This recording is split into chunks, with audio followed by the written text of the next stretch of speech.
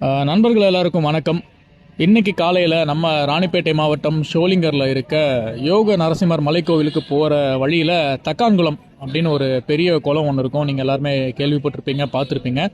அங்கே ஒரு பிரம்மாண்ட ஆஞ்சநேயர் சிலை கூட இருக்கும்.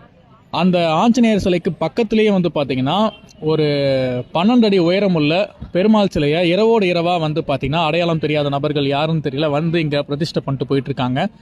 ஸோ அது விடியற் காலையிலேருந்தே மக்கள் இதை பார்க்க ஆரம்பித்து அந்த தகவல் காட்டு தீ மாதிரி பரவி இப்போது அது பார்த்தீங்கன்னா பொதுமக்கள் எல்லாருமே இதை வழிபட்டு கற்பூரம் தேங்காய்லாம் உடச்சி இங்கே வளம் வழிபட ஆரம்பிச்சிருக்காங்க.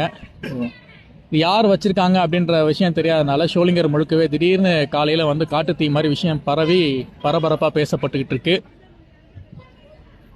அந்த சிலையை தான் நீங்கள் இப்போ பார்த்துக்கிட்டு இருக்கீங்க. பட் உண்மையாகவே சிலை ரொம்ப அழகாக இருக்குது. இந்த வீடியோ பார்க்குறவங்க டைம் இருந்தால் கண்டிப்பாக இந்த சிலையை பார்த்து வழிபட்டுட்டு போகலாம்.